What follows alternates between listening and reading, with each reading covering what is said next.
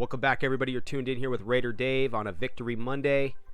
It's rainy Southern California today, man. So raining like hell out here right before Christmas. So I hope you all are ready for Christmas, man. Hope you're all having a blessed day. I'm getting bucked out here on Starbucks coffee when it's a rainy day like this. I'm just drinking coffee all day, getting amped up, anticipating week 17.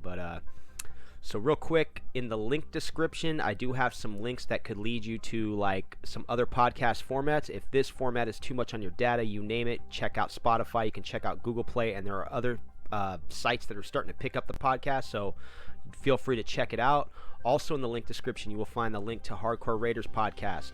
That goes down on Saturday nights. I highly recommend you hit the sub button on his channel and you support the channel because he's bringing all these great minds together and everybody's chopping it up on a Saturday night. And I even recommend to go back and watch past episodes because it's great content and it's a good time, man. It's a good time. And not only that, jump in the chat, engage, you know it, smash the like button, all that stuff. And we're going to be back on Saturday night, so I'll be a guest on his show as well. So stay tuned for that, man. I look forward to it.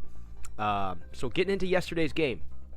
Raiders get a win that they needed. You know, a lot of us were doubtful, you know, going into that game, you know, losing to Jacksonville at home, you know, your final game in Oakland. So a lot of us had lost optimism. But once again, a little bit of optimism has been rekindled after the win yesterday. The Raiders, they start out getting a 7-point lead with that nice play to Hunter Renfrow there. And basically take control of this game. You know, really no turnovers by either team in this game.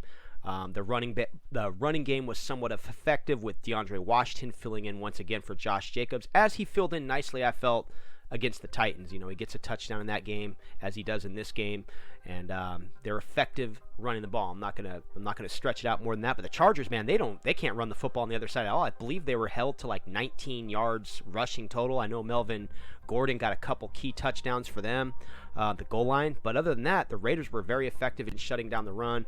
Once again, no turnovers. Overall, though, the Raiders just to control this game, and they get the division win. So 3-2 in the division, 7-8 on the year. Week 17 coming up.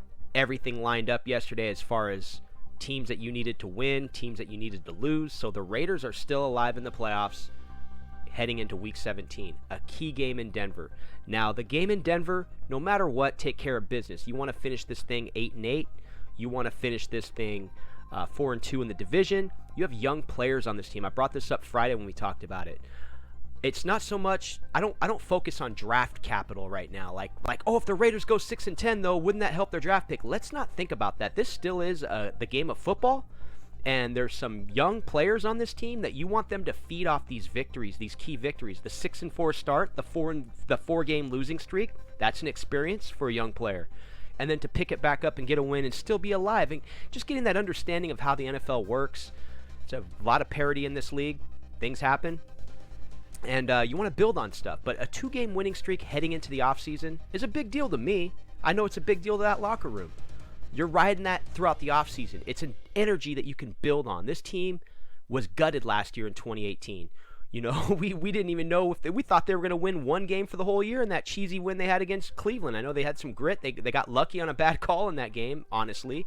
You know, so they're building on something right now after gutting this team. So getting to 8-8 is a big deal. And let's bring up like 1998. Remember in 1998, Gruden had, you know, he didn't have a 4-12 season. Joe Bugle was coming off that 4-12, but he had back-to-back 8-8 seasons, and they built off of that, man. And then next thing you know, they're in the AFC Championship game. They had the Tuck rule after that.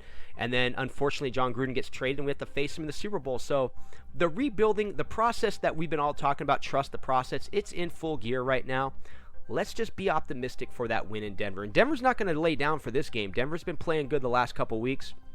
They have one hell of a wide receiver who's emerged, in my opinion, in Cortland Sutton. That guy's a threat.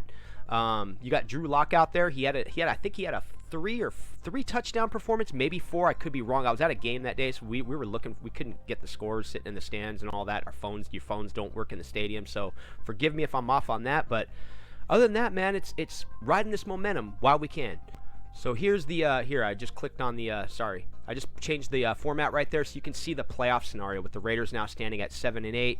You know, basically they need to win their Week 17 game, and then also the Ravens, man, you need them to take out the Steelers. Now, the Ravens, yeah, they're going to be sitting their starters.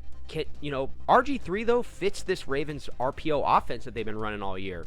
Remains to be seen. Also, Mason Rudolph, I believe, is ruled out for the next 3 weeks. So there's a lot of issues going on for the Steelers. So the Steelers aren't a guarantee to win this game. You got a key division game between the Texans and the Titans. The Titans right now are currently locked into that 6th seed. Not locked in, but they're in it. They're sitting there. And if they win, they're in. But at the same time, the Texans, Bill O'Brien, he seems to be the type, and he's already mentioned that he does not plan on sitting his starters. So remains to be seen. Anything can happen in this game. And then you need the Colts to get their victory as well.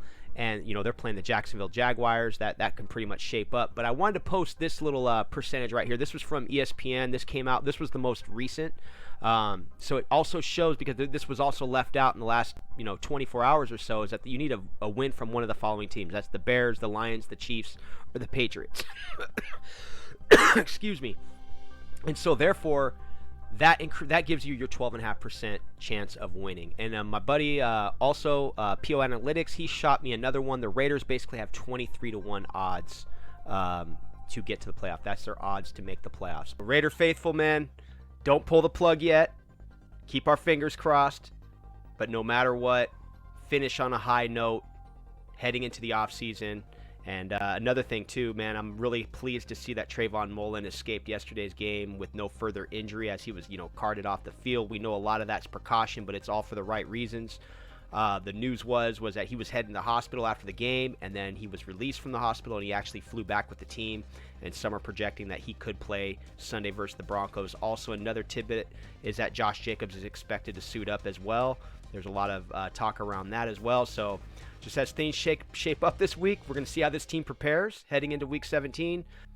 Sweep the Denver Broncos, get that division win, and have a Merry Christmas, man. Merry Christmas to you all this week. Be safe, be good, drink good, eat good. I'm Raider Dave. We're going to close this one out. Peace.